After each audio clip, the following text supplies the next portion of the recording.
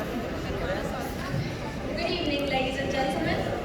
Thank you for coming, and thank you, Dr. Hadi, for this wonderful opportunity. Today, we'll be discussing defensive medicine and medical liability. What is defensive medicine, and why is it important? This is what we'll see.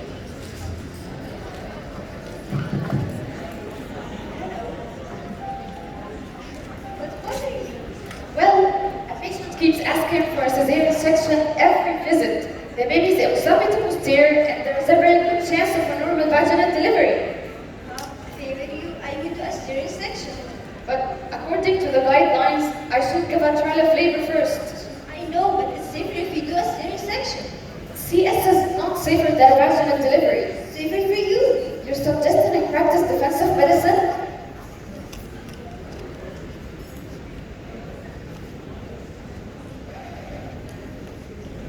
Defensive medicine is medicine practiced in such a way to reduce the risk of medical malpractice litigation, typically by the use of excessive diagnostic testing. But excessive diagnostic testing is not the only form of defensive medicine. Defensive medicine is broadly classified into assurance behavior and avoidance behavior. Avoidance behavior include avoid conducting certain risky procedures or interventions that are indicated out of medical legal concern, or avoid caring for high-risk or litigious patients, given of course it's not an emergency. While assurance behavior includes practices like over-documentation, ordering more investigations than medically indicated, referring to specialists in unnecessary circumstances, prescribing more medications than medically indicated, and prescribing invasive procedures. Like when the doctor suggested a cesarean section. Will she take her advice? Let's see. No, I'll give a trial of labor first and trust the law to protect me. It could be prison. I know, but I have to do what's right.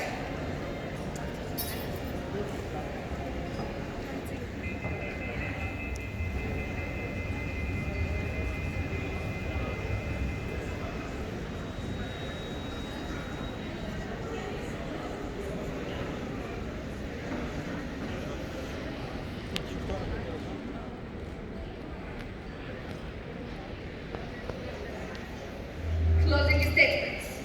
We did our best, Your Honor. We performed an emergency cesarean section once the baby started showing distress, and the baby was out within 3 minutes.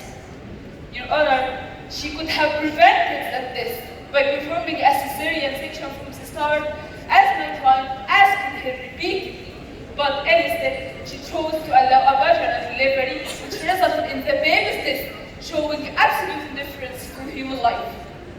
Order in court. Having reviewed the evidence and applied the order to, the court found the accused guilty of involuntary manslaughter. And in accordance with section 238 of the criminal law, sentences her to 2 years in prison.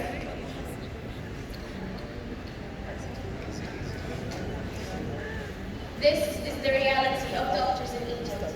Legal persecution of doctors is a problem with a huge magnitude. Doctors are tried by the criminal law, as Egypt has no medical litigation law. Of course, some specialties naturally have higher risk of medical litigations, like obstetrics and gynecology, where we'll see in Saudi Arabia between the years 2008 and 2013, almost 25% of all medical litigation cases were in the field of obstetrics and gynecology alone. Defensive medicine is a topic that has been so surely medical liability must have a negative impact on doctors' right. That's right, Isra. Evidence clearly shows that working under constant fear of persecution will create a climate that is not conducive to the use of staff within the medical system. It not only affects doctors, but the entire healthcare system.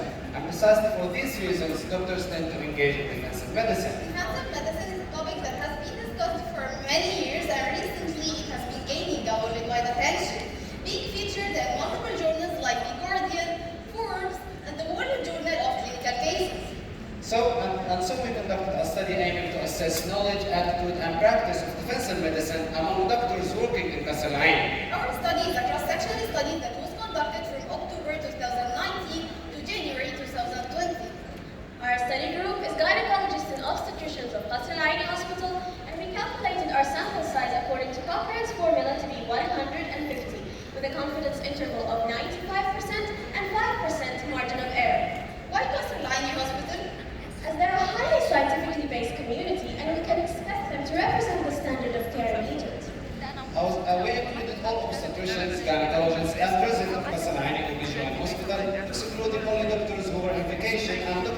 refused to participate. We collected our data by face-to-face interview guided by a questionnaire. Our questionnaire is divided into 4 sections.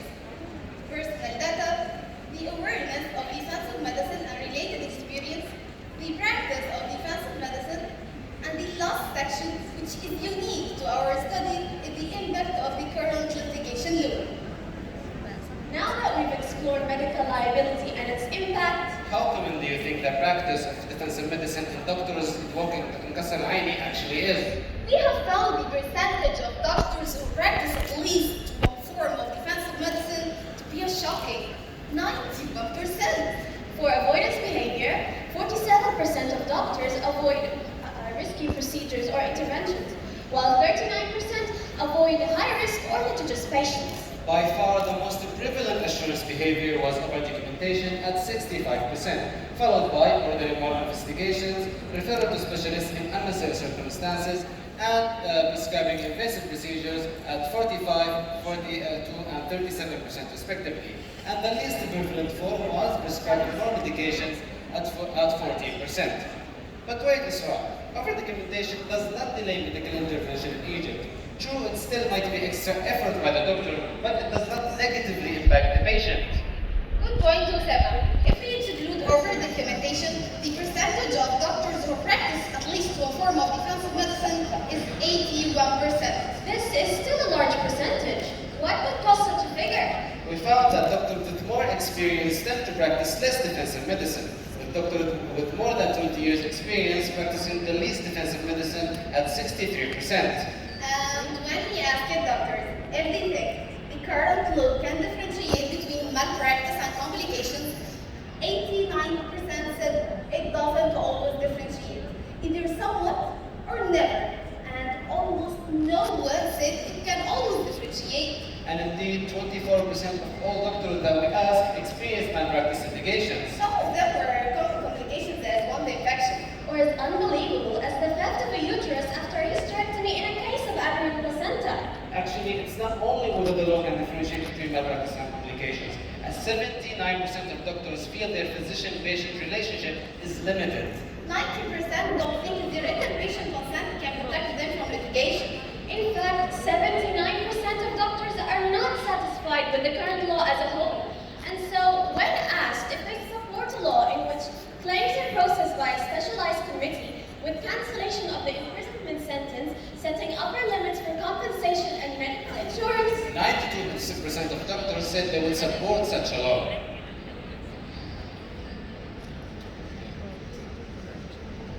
Many studies about defensive medicine have been conducted around the world. We found 3 comparable studies to our own. A study in the UK found the practice of defensive medicine to be 78%, while a study in Bahrain found it to be 86%, and a study in the US found the practice of defensive medicine to be 93%.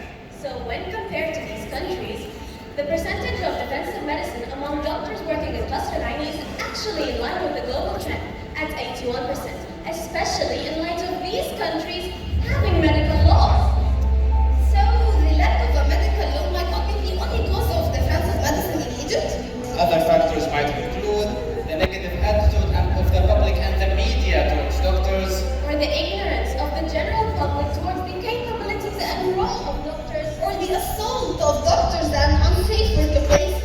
and those might be what's causing doctors to leave the private sector, leave Egypt, or even stop practicing medicine completely. And this raises many red flags, especially at a time when we are in desperate need of doctors.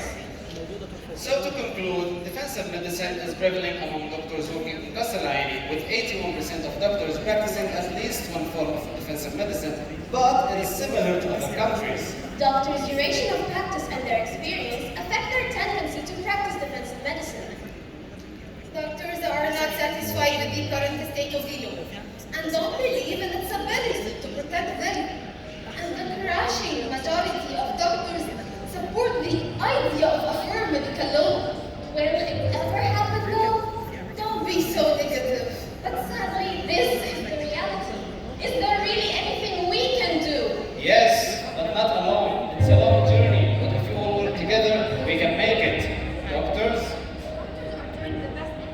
But how can we make that known to the general media, The media itself should take a more positive attitude towards doctors.